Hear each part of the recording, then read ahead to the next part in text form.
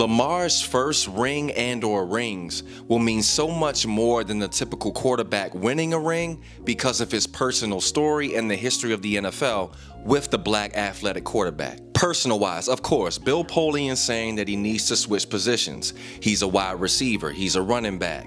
He was picked last in the first round. People saying that he needs to get an agent. People saying that he can't pass. In 2018, there was a civil war within the Ravens' own fan base over who should start, Lamar or Flacco, when the team with Flacco was 4-5 and about to miss the playoffs again. To this day, there are Ravens fans, and I put that in air quotes, in Baltimore, who believe that Joe Flacco should still be starting over Lamar Jackson. So much so that Baltimore comedian Stabby Baby made a character off this. These are the people who wear the camo. Yes, dude. Camo. Oh yeah, baby, the fucking Ravens. Let's fucking go. Those fucking guys, the guys that are like, yeah, Lamar's good, but something about Flacco that I miss. I can't quite put my finger on it, but there was something I trusted more about Flacco.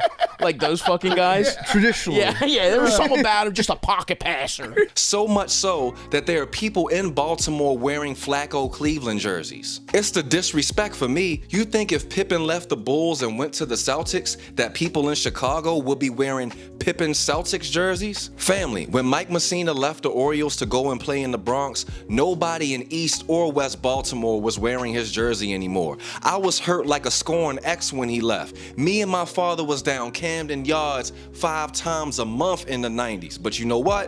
When Mike Messina put them pinstripes on, he was the ops.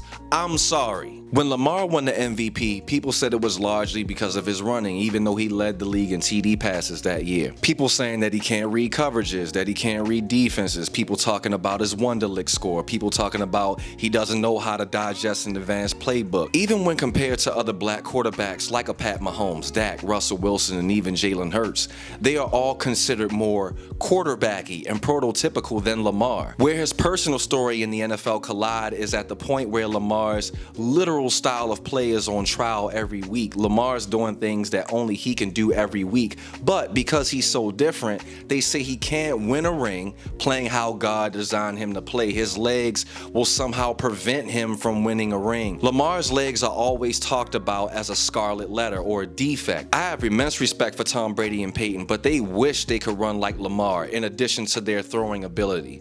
Lamar has led the league in TD passes like Tom and Peyton, but Peyton and Tom can't run and extend plays like Lamar. Even Russ, Dak, Pat, and Vic at his height can't do what Lamar does with his legs. Vic is faster than Lamar in a straight line, but Vic don't have that Barry Sanders make you miss like Lamar. But then on top of this, Lamar's very identity flies in the face of everything the NFL used to be. He's a true dual threat. He can kill you with his arm or his Nikes. He's humble, he's honest, his style. He speaks with a heavy southern drawl. There are countless comments from racists saying that he can't speak proper English. Go into the comment section of any Lamar interview ever. Even when it comes to black quarterbacks, he isn't seen as the most marketable by the mainstream. And this is why Lamar Jackson, he reminds me so much of Allen Iverson.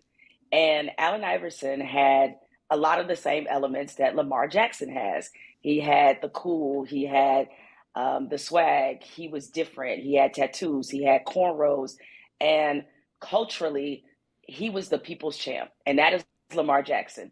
And so there's a lot of people, especially a lot of black people, who culturally very much identify and relate to Lamar Jackson.